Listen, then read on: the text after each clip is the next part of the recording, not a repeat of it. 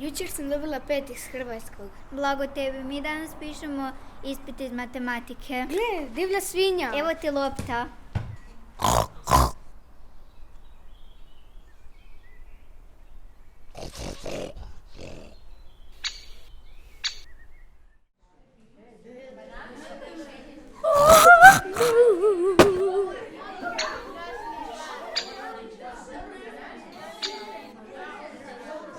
Djeca, da meni dođu divne svinje u razred, ja sigurno ne bih pala u nesvijest.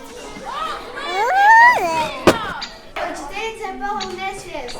Nema škole! Šta je ovo? Di su dica? A stiga lopte.